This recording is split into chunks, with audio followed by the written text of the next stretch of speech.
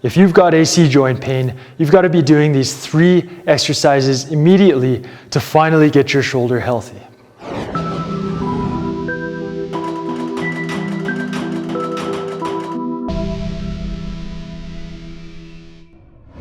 Yo, what's up? It's Coach E here from Precision Movement, and today we are going to go through 3 exercises to help you fix up your AC joint pain. Okay, so AC joint is the acromioclavicular joint, and it's right about the top bony part of your shoulder. Most people can touch it pretty easily. It's the topmost bony portion aspect of the shoulder. Okay, it's a little prominence there, and the acromion comes out of the scapula, kind of wraps around the top of the torso, top of the rib cage, and points to the front. And then the clavicle is the collarbone. And that joint is where those 2 bones interface.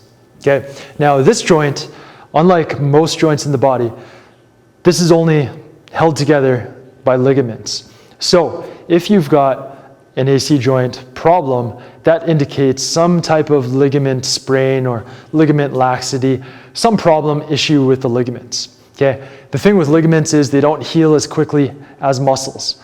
A muscle strain, really minor muscle strain, it could be healed up in maybe 3 days, 1 to 3 days, whereas a really minor ligament sprain can take up to 2 weeks, up to even longer to fully heal. Okay, so when we sprain our ligaments, we got to be aware of that fact, and we've got to progress a little bit slower.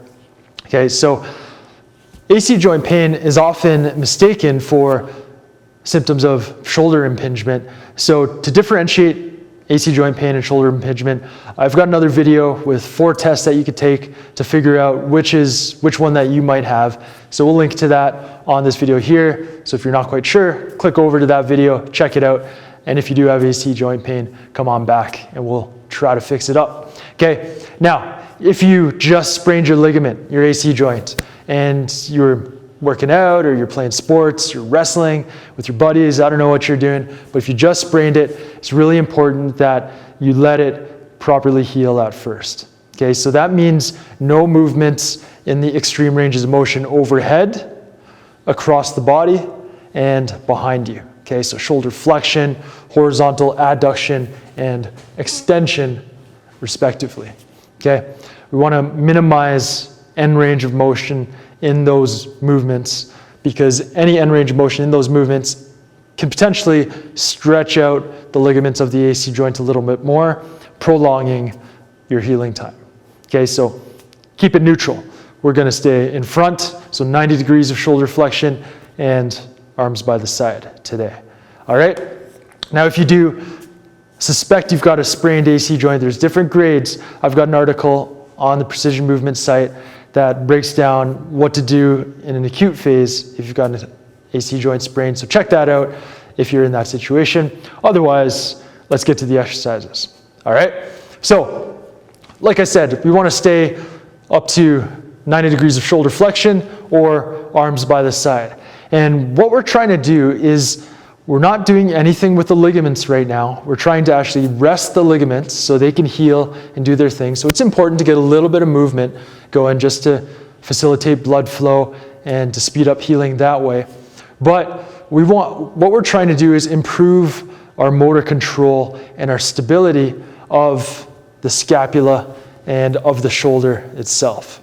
Okay, because if we're doing movements that is putting the AC joint at risk because of either weakness, poor firing patterns, or just dysfunctional movement, then we're never going to be able to heal from AC joint pain fully. Okay, so we're trying to re-educate the neuromuscular system here.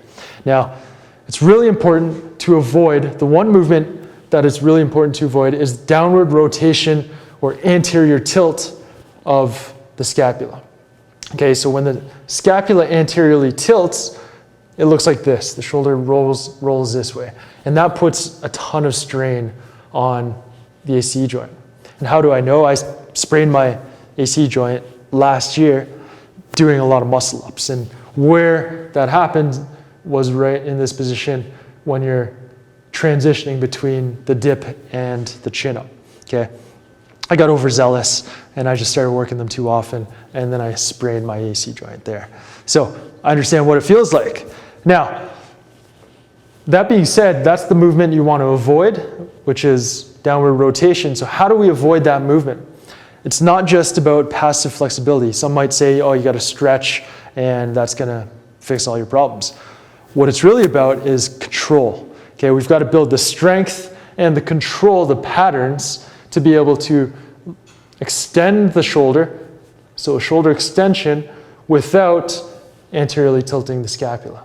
Okay, so what that takes is stability in through the torso and stability of the scapula, in particular the scapular muscles that keep the scapula glued to the rib cage, the most important one being the serratus anterior.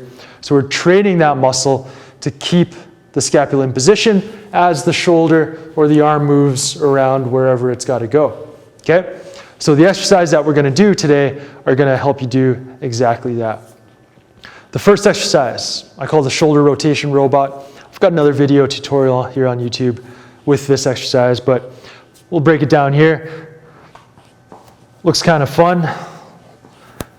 Once you get the details, you'll understand why it's so important for you. Okay, so you're going to start in this position, one arm up, one arm down, and this is training something called reciprocal inhibition, reciprocal movement, where one side of the body is moving one way and the other side of the body is moving the opposite direction.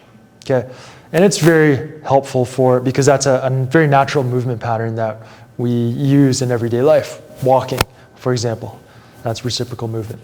Okay, so what we're doing here is we get on the wall, feet are about a foot away from the wall or so. Okay, head's touching the wall, good alignment.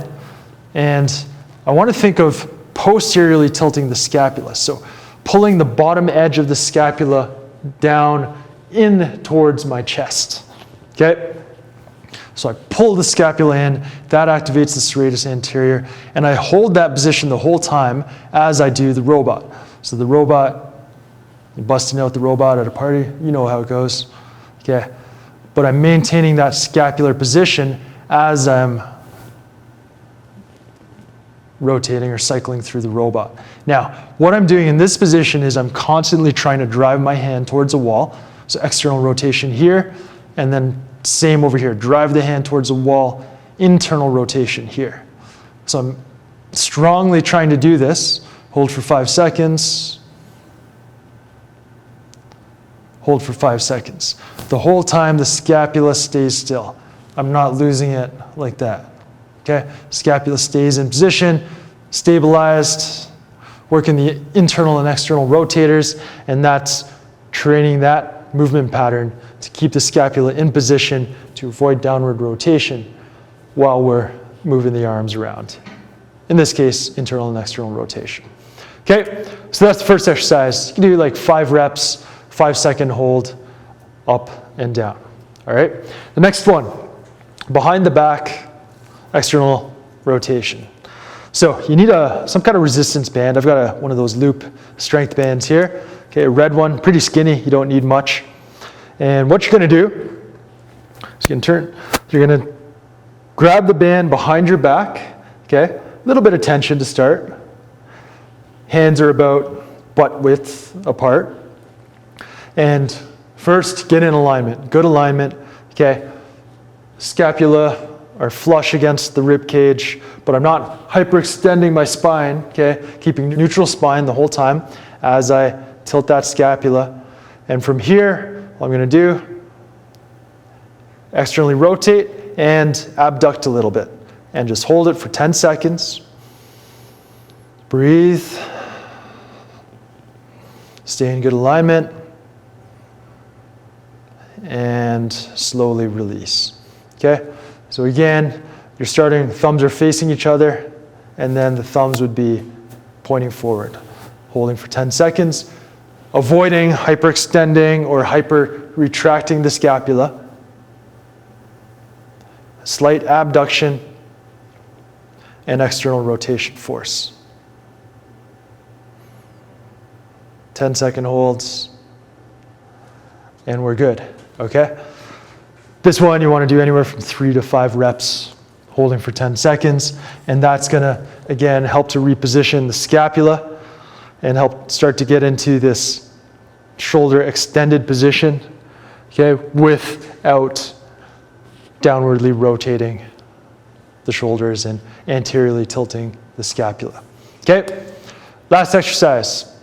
You might have seen this one before, the Scap Push Up. There's a bunch of different variations, and I've got another video on YouTube with a bunch of variations of scapular push-ups. So progressing you right from very deconditioned and low level up to higher level and good function.